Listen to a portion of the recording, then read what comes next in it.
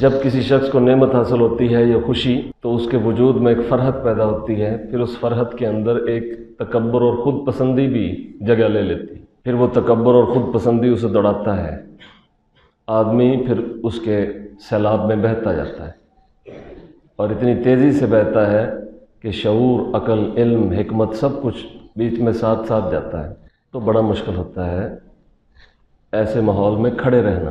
دیکھیے گناہ کی دعوت کون سا دور ہے جس میں نہیں دی گئی، اور انسانیت پر کون سا دور گزرا ہے کہ جس میں اس کے حالات پراگندہ نہیں ہوئے۔ مجموعی طور پر ہر انسان کو زندگی میں کہیں نہ کہیں جا کے ٹھوکر لگتی، اس کی ساری خواہشیں پوری نہیں ہوتی، کیونکہ ساری کی ساری خواہشیں اپنی مرضی سے پوری ہو جائیں تو وہ تقریباً خدا ہو گیا۔ اس کی مرضی کے مطابق کچھ چیزوں کا نہ ہونا یہ دلیل ہے کہ وہ خدا نہیں ہے، اور اللہ تعالیٰ بندے کو بہت مواقع پہ بہت مرتبہ بتاتا ہے کہ تو بندہ ہے، خدا نہیں ہے۔ کچھ لوگوں کو زیادہ دفعہ، کچھ لوگوں کو کم، لیکن بتاتا ضرور ہے کہ تو خدا نہیں ہے۔ مثلا یہ نیند کے ہاتھوں مجبور ہو جاتا ہے، اور ہر روز ہو جاتا ہے۔ یہ بھوک کے ہاتھوں مجبور ہو جاتا ہے، ہر روز ہو جاتا ہے۔ یہ خواہش کے ہاتھوں مجبور ہو جاتا ہے، ہر روز ہو جاتا ہے، اور ایک دن میں کئی مرتبہ ہو جاتا ہے۔ تو جو آدمی چھوٹی چھوٹی چیزوں کے لیے ایک ہی دن میں کئی مرتبہ مجبور ہو جائے، وہ خدا تو نہ ہوا، قدرت اسے بے بس کر دیتی۔ اس بے بسی کے ماحول میں کھڑا رہنا یہ بڑا کام ہوتا ہے۔ فرمایا نیند مجبور کرے گی کہ سو جا، تو یہ سیلاب کی طرح بہانے کی کوشش کرے گی، بس اس وقت دیکھیں گے کہ کون جاگ کر اس کے آگے کھڑا ہوتا ہے۔ اور یہ پریکٹس رسول کریم سے کروائی ہے تاکہ امت کے لیے دلیل ٹھہر جائے، کوئی یہ نہ کہے کہ ایسا ممکن نہیں ہے۔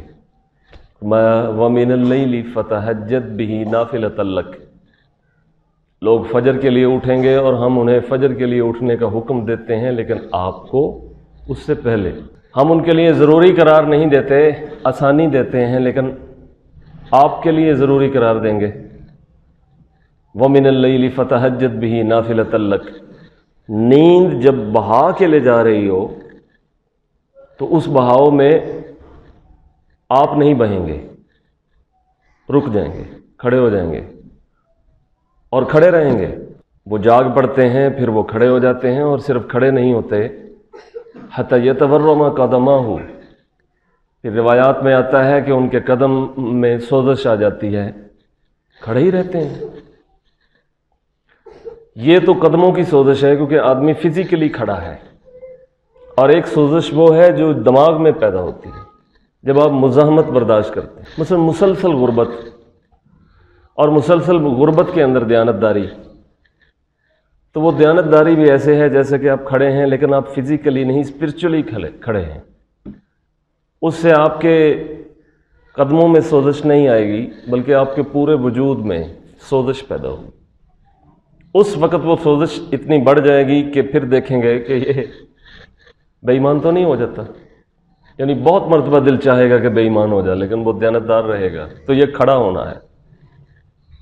فرمایا میرا رسول وہ فزیکلی بھی کھڑے رہتے ہیں اور وہ اسپرچولی بھی کھڑے رہتے ہیں۔ میری امت کو، ان کی امت کو میں یہ حکم نہیں دیتا کہ وہ فزیکلی اس طرح سے کھڑی ہو کہ اس کے پاؤں میں سوجن آ جائے، کھڑا رہنا مشکل ہو جائے، لیکن ان کو روحانی طور پر ضرور یہ حکم دیتا ہوں کہ وہ بے ایمانی کے خلاف، کرپشن کے خلاف، جھوٹ کے خلاف، ظلم کے خلاف، استحصال کے خلاف کھڑی ہو جائے اور کھڑی رہے۔ پھر کیا ہوگا؟ پھر قدموں میں سوجن نہیں پڑے گی، دماغ میں، وجود میں، ایک فکر میں ایک سوجن پیدا ہوگی جو مجبور کرے گی کہ بیٹھ جا۔ پھر وہ مفادات کے لیے بیٹھ جائے گا۔ یہاں حکم الہی ہوگا کہ بس بھوک کی چکی میں پستے پستے آخر بیٹھ گیا، یعنی چوری کر لی، چھین لیا۔ کئی مجبور ہیں نا لوگ، تو وہ عذر یہ بناتے ہیں کہ مجبور تھے اس لیے دوسرے کا چھین لیا۔ فرمایا جس کا چھینا ہے اس کا بھی میں خدا ہوں، اور جس نے چھینا ہے اس کا بھی میں ہی خدا ہوں۔ اسے بھی میں نے ایک جگہ کھڑا کیا تھا، وہ یہ تھی کہ سخاوت کے لیے کھڑا رہے، وہ بخل کے لیے بیٹھ گیا۔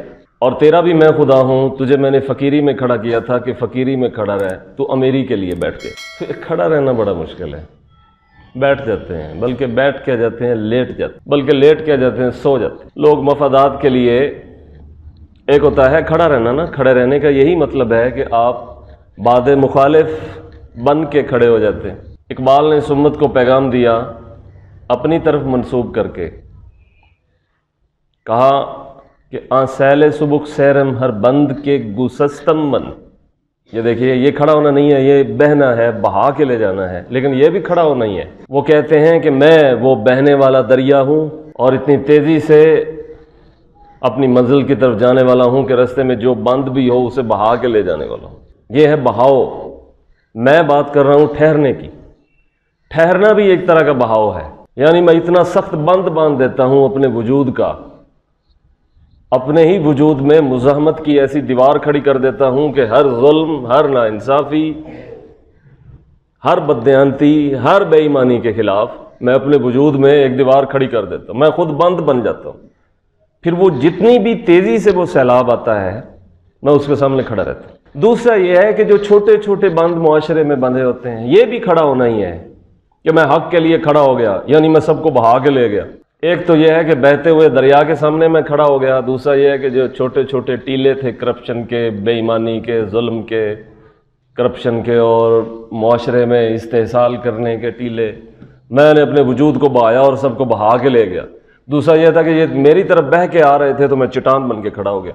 انبیاء کے اندر یہ دو صفات ہوتی ہیں کہ وہ یہ ساری چیزوں کو اپنے وجود کی حدت سے بہا کے لے جاتے ہیں، اور دوسری صفت یہ ہوتی ہے کہ بہہ کے آ رہی ہوں تو کھڑے ہو جاتے ہیں۔ یہ نماز کے لیے جو کھڑا کیا ہے، یہ صرف اس لیے کھڑا نہیں کیا کہ تم میرے حضور کھڑا رہے، کہا کہ اس طرح میرے حضور تو فزیکلی کھڑا ہوگا یہاں تک کہ تیرے قدموں میں سوجن آ جائے گی، لیکن معاشرے کے لیے یہاں تو فزیکلی مسجد میں کھڑا ہوگا، لیکن باہر جب جائے گا تو سوسائٹی کے اندر تجھے اسپرچولی اسٹینڈ لینا پڑے گا، تو روحانی طور پہ کھڑا ہو جائے گا، حق کے ساتھ کھڑا ہو جائے گا، حق کے لیے کھڑا ہو جائے گا۔ آپ لاکھ تشریحات کر لیں، تفاسیر، تعبیرات، والعصر ان الانسان لفی خسر، قسم ہے زمانے کی کہ انسانیت خسارے میں ہے مگر وہ جو ایمان لائے اور نیک عمل کرتے رہے اور حق کی وصیت کرتے رہے اور صبر کی وصیت کرتے رہے۔ یہ کھڑے ہوئے ہوں گے نا۔ وہ کہتے ہیں نا تاریخ میں، ہسٹری میں فلاں شخص نے فلاں موقع پہ سٹینڈ لیا اور کھڑا رہا۔ ضروری نہیں ہے کہ جیت جائے، لیکن کھڑا تو رہا۔ ہر میدان میں یہ ضروری نہیں ہے کہ میں فزیکلی کھڑا ہی رہوں گا، لیکن جب میں کھڑا رہوں گا، اگر میں نہ بھی رہا، میرا نظریہ اسی طرح کھڑا ہے، کیونکہ میری موت اس نظریے پر ہوئی ہے۔ میں نے اس جہان کو چھوڑا ہے تو اس ویژن پر، اس نظریے پر، اس موقف پر، اس سوچ پر، اس ذہنی سطح پہ چھوڑا ہے۔ میں چلا گیا لیکن میرا موقف کھڑا ہے، میرا نظریہ کھڑا ہے، کوئی اور جگہ لے لے گا، یعنی جھنڈا میرے ہاتھ سے چھوٹے گا، کوئی اور پکڑ لے گا، جھنڈا قائم ہے۔ لوگ کھڑے رہتے ہیں جنہوں نے کھڑا رہنا ہوتا ہے۔ سیلاب نہیں تھمے گا، یاد رکھیے گا، اور یہ ٹیلے بھی بنتے رہیں گے۔ دیکھا جائے گا کون بہتا ہے بہنے کے وقت اور کون کھڑا رہتا ہے کھڑے رہنے کے وقت۔ بس اوقات سیلاب کو دیکھ کے یہ چھوٹی چھوٹی ہمتوں والے لوگ بیٹھ جاتے ہیں، لیٹ جاتے ہیں، سو جاتے ہیں، بلکہ مار ہی جاتے ہیں۔ جیسا قرآن مجید نے فرمایا ہے کہ کچھ کان ہیں جب حق کی آواز بلند کی جائے تو بند ہو جاتے ہیں۔ آنکھیں صحیح سچی چیز کو، ستھری اور حقیقت کو، ستھری چیز کو، حقیقت کو دیکھ نہیں پاتی، حالانکہ کھلی ہوئی، بند ہو جاتی ہیں ایک طرح۔ اسی طرح جب آپ کو کوئی گناہ کی دعوت دے گا، آپ پہلے کھڑے تھے بیٹھ جائیں گے، برداشت نہیں ہوگا، صلح کر لیں گے اس کے ساتھ، صلح کر لیں گے، وہ جیت جائے گا، آپ ہار جائیں گے، آپ ہار جائیں گے، حالانکہ یہ وقتی جنگ تھی، آپ کو پتہ بھی تھا نتیجہ کیا نکلے گا، پھر بھی ہار جائیں گے۔ تو انبیاء کمزور ہمت نہیں ہوتے، اور بڑے بلند ہمت ہوتے ہیں۔ یہ نبیوں کے ماننے والے اس دور میں کتنے کمزور ہیں بیچارے، یہ دھکا نہیں سہ سکتے، یہ کسی گناہ کی دعوت کا ایک دھکا نہیں سہ سکتے۔ باتیں کرنے پہ آئے تو عرش پہ چلے جاتے ہیں، کبھی فرش پہ اتر آتے ہیں، بڑے بڑے فلسفی ہیں، ایک دھکا نہیں سہ سکتے۔ بڑے بڑے دانشور، بڑے بڑے لوگ جنہیں وہ کہتے ہیں کہ ہم بڑے ہیں، ہمیں لوگ بھی کہیں کہ ہم بڑے ہیں، ایک مزاحمت برداشت نہیں کر سکتے، ایک مزاحمت کا ایک دھکا، ایک سیلاب کرپشن کا، بدعنوانی کا، رشوت کا جب ان کی طرف آتا ہے لیٹ جاتے۔ تو لوگ جہاں کھڑا ہونا ہوتا ہے وہاں کھڑے نہیں ہوتے، جہاں بہنا ہوتا ہے، یہ یاد رکھیے گا، کوئی موٹیویشن نہیں ہے، یہ اصلاً اسلام کی، ہماری تہذیب کی وہ فلسفی ہے جو کتابوں کے اندر چھپ گئی. پہلے لوگوں کے ذہنوں میں تھی، وہ یہ باتیں کرتے تھے لیکن فوت ہو گئے. یہ طریقت کیا ہے؟ درویشی. کھڑے ہی تو رہتے ہیں، حرام نہیں کھانا تو نہیں کھانا. کہا بھوک سے مر جائے گا، کہا مار ہی جاؤں گا نا، مر ہی جاؤں گا، نہیں کھانا. یہ دعوت دی گئی ہے یہ کر لو، نہیں کرنا تو نہیں کرنا. اچھا یہاں پہ آ کے کچھ لوگ بڑے نرم ہو جاتے ہیں، یعنی مزاحمت برداشت نہیں کر پاتے، خواہش کی مزاحمت. لیکن کئی دوسری جگہ پہ بڑے سخت ہو جاتے ہیں. انا جہاں پہ ہوتی ہے نا، ایگو کا جہاں ایشو آتا ہے، وہاں کھڑے ہو جاتے ہیں، وہاں کھڑے پرسنل ہو جاتے ہیں. حضرت نفس بھی پرسنل ہوتا ہے ہم سے، اور ایک دن میں کئی دفعہ ہوتا ہے، لیکن ہم لیٹ جاتے ہیں. لیکن کوئی دوسرا انسان اگر کوئی صحیح بات بھی کر رہا ہو، ہمارے اندر کوئی برائی ہو، کوئی مسئلہ ہو، پرسنل ہو جاتے ہیں، یا ادھر کھڑے ہو جاتے ہیں ادھر لیٹ جاتے ہیں. فرمایا تمہارا خالق یہ کہتا ہے تمہارے جیسا بندہ نہیں. یہ مت سمجھنا کہ یہ کسی فرد بشر کی فلسفی ہے. تمہارا خالق یہ کہتا ہے کہ ابلیس تمہارا کھلا دشمن ہے، سب سے بڑا دشمن ہے. اس کے سامنے لیٹ جاتے ہو، اور کوئی تمہیں خیر خواہی کی بات کر رہا ہو، سٹینڈ لے لیتے ہو. کوئی تمہیں تمہارا عیب بتا رہا ہو، سٹینڈ لے لیتے ہو. اچھا جہاں چاہتے ہو کھپتے جاتے ہو، کھپاتے جاتے ہو، لٹاتے جاتے ہو. جہاں میں نے فرمایا ہے وہاں بخل کرتے ہو، وہاں لیٹ جاتے ہو. میں نے کہا زکوٰۃ دو، تمہارا دل گھٹتا ہے، لیکن جہاں تم چاہتے ہو وہاں کھپاتے جاتے ہو. اسی وجہ سے کہا تھا کہ خدا نے ان کو، فلک نے ان کو عطا کی ہے سروری کے جنہیں نہیں معلوم کہ مقام بندہ پروری کیا ہے. جن کو دیا ہے وہ ادھر لگاتے ہیں جہاں سے روکا ہے، اور جہاں فرمایا ہے لگاؤ وہاں دل گھٹتا ہے.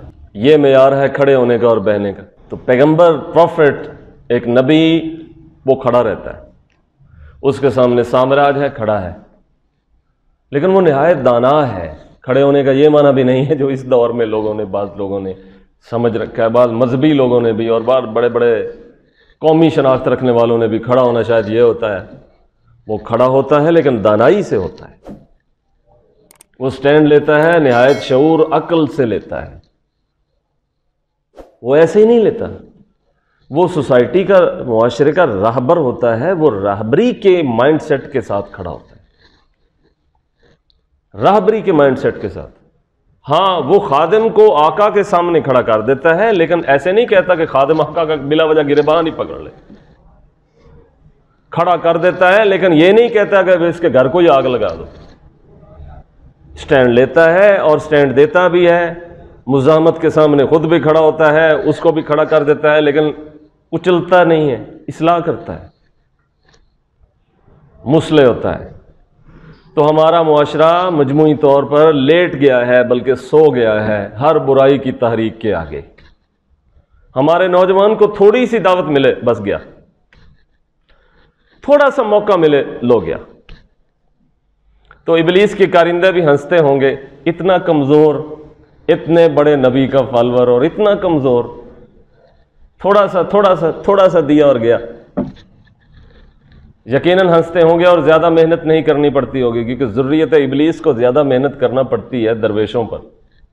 کھڑے ہوتے ہیں نا، حرام نہیں کھانا تو نہیں کھانا، نماز ضائع نہیں کرنی تو نہیں کرنی، وقت ضائع نہیں کرنا تو نہیں کرنا. معاشرے کے اندر امن، سکون، راحت، خیر خواہی، بھلائی پھیلانی ہے تو پھیلانی ہے. ساری زندگی اپنے لیے نہیں، دوسروں کے لیے جینا ہے تو جینا ہے. ہزار مواقع اپنے لیے بھی ملتے ہیں، ہزار جگہ سے اپنے لیے بھی آتا ہے، جمع کر لو، رکھ لو، اپنے لیے پراپرٹی بنا لینا، لینڈ لارڈ بن جانا، یہ کر لینا، وہ کر لینا. وہ کہتا ہے نہیں، یہ دوسروں کے لیے، بھوکوں کے لیے ان کو کھلاؤ. کپڑے ملتے ہیں تو جس کے پاس نہیں ہے اس کو دے دیتا ہے، کھانا ملتا ہے تو اس کو دے دیتا ہے جو بھوکا ہے، گھر ملتا ہے تو اس کو میں بھی شیئر کر لیتا ہے، میرا بھی تیرا بھی. اس لیے خانقاہ بناتا ہے تو کہتا ہے یہ سب کی ہے، میری تو نہیں، میری نہیں ہے. یہ زمین میں بنا سکتا تھا لیکن یہ سب کے لیے بنائی ہے. یہ ہدایت کی جگہ ہے، میرا بھی حصہ ہے، تیرا بھی حصہ ہے. جہاں سے مجھے ملے گی وہاں سے تجھے ملے گی، جہاں سے مجھے ملے گا وہاں سے تجھے ملے گا. جسم کی روزی، روح کی غذا تیری بھی اور میری بھی، اور اس میں پھر ترازو لگاتا ہے، عدل بھی کرتا ہے، میں ایک روٹی کھاؤں گا تو بھی ایک کھائے گا، میں آدھی کھاؤں گا تو بھی آدھی کھائے گا، میں دو کھاؤں گا تو بھی دو کھائے گا، میں گھر بناؤں گا تو بھی بنائے گا، حصہ پورا دیتا ہے۔ فزیکلی بھی کر کے دکھایا ہے۔ جب مکہ والوں کو مدینہ لے کر گئے تھے اور جب موقعات انہیں بھائی بھائی بنایا تھا تو فرمایا تھا ہر چیز آدھی آدھی مکہ والوں کو دے دو۔ کیا رشتہ داری تھی ان کی آپس میں، اور آدھی آدھی انہوں نے نصف تقسیم کر کے دے دی۔ اسی مجلس میں دیکھا ہی نہیں کون ہے، نام کیا ہے، باپ کا نام کیا ہے، برادری کون سی، دے دی۔ فزیکلی کر کے دکھایا، فزیکلی اتنے کم عرصے میں پہلی ملاقات میں بھائی بنایا، اس نے آدھی زمین اس کو دے دی۔ اس طرح سے ابتدا ہوئی۔ اب انتہا یہ ہو رہی ہے کہ وہ دیکھتا ہے کہ کس کی پڑی ہے قبضہ کرنے کے لیے۔ اسی تہذیب کی آخری جو پود نکلی ہے وہ دیکھتی ہے کون سی جگہ ہے وہاں عزت لوٹی جا سکتی ہے یا نہیں، کوئی گھر ہے جہاں جھنکا جا سکتا ہے یا نہیں، کسی کا روپیہ پڑا ہے جو ہڑپ کیا جا سکتا ہے کہ نہیں۔ اس کی نظر مال پر بھی ہے، عزت و آبرو پر بھی ہے، ہر چیز پر ہے دوسروں۔ یہ وہی ہے۔ ابتدا یہ ہوئی تھی کہ انہوں نے بغیر ملاقات کے، پہلے کوئی ملاقات نہیں، تعلق کے، کوئی رشتہ داری نہیں، کوئی کچھ نہیں، آدھا دے دیا اس کو۔ اب یہ اینڈ یہ ہو رہا ہے کہ وہ دیکھتے رہتے ہیں کس کا ہے جو دبوچا جا سکتا ہے، کھایا جا سکتا ہے، ضائع کیا جا سکتا ہے۔ اس لیے آپ کسی کے ساتھ شیئر کرتے ہیں، اس دور کے اندر بزنس میں پتہ ہی نہیں ہے لوٹے گا یا نہیں، ریٹرن ہوگا یا نہیں۔ جس کے پاس اتھارٹی ہے وہ اس کو، جس کے پاس، وہ کیا کرے گا اس کا، سال کے بعد پلٹے گا یا نہیں، نفع دے گا یا نہیں، کیا کرے گا، اعتبار ہی کوئی۔ ایسا تو شاید نان بلیور کے اندر بھی نہیں جتنا بلیورز کے اندر یہ خیانت پڑ گئی۔ کھڑا ہی نہیں ہو پاتا، یہ سٹینڈ ہی نہیں لیتا، لیٹ جاتا ہے، سو جاتا ہے۔ اس لیے تھوڑا تھوڑا شروع کریں، تھوڑا تھوڑا جھوٹ کے خلاف سٹینڈ لینا۔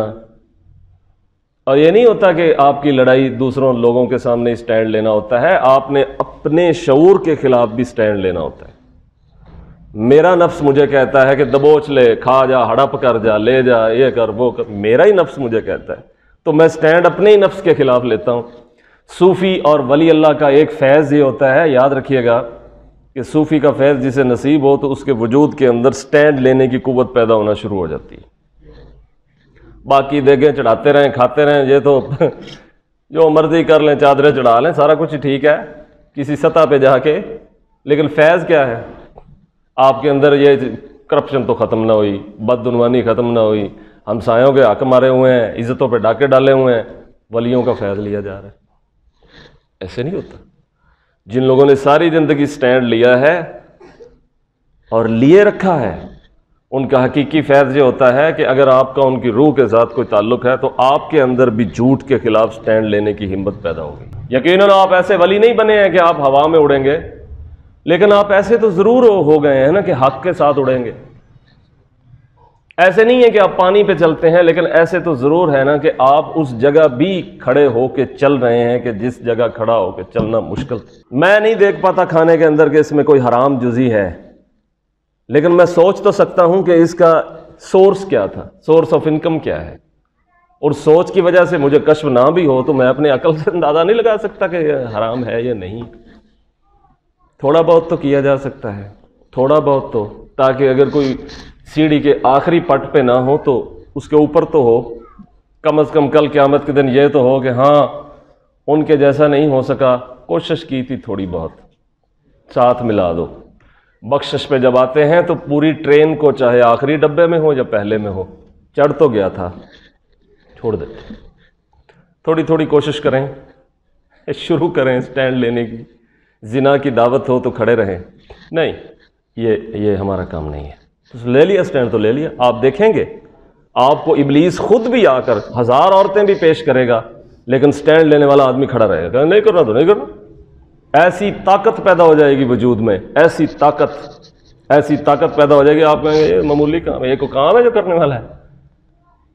ورنہ آپ کی جو نئی نسل ہے، آپ کا جو فیوچر ہے، یاد رکھیے گا آپ دنیا سے چلے جائیں گے، آپ کے بچے دعا کرنے کے قابل بھی نہیں رہیں گے، وہ اپنے باپ کے حق میں جنازہ پڑھنے کے قابل بھی نہیں رہیں گے۔ آپ کی اولاد جو آگے دور آ رہا ہے، جو ہمیں نظر آ رہا ہے، وہ یہ ہے کہ اب یہ حال ہے تو 10 سال کے بعد کیا حال ہوگا؟ اس لیے تھوڑا تھوڑا شروع کریں گھر میں، انشاءاللہ آپ کریں گے تو آپ کے بچے بھی کریں گے، کیونکہ جینز کا اثر ضرور ہوتا ہے، اور باپ کے جینز کا مزاج اس کے بچوں کے جینز پر بھی اثر انداز ہوتا ہے۔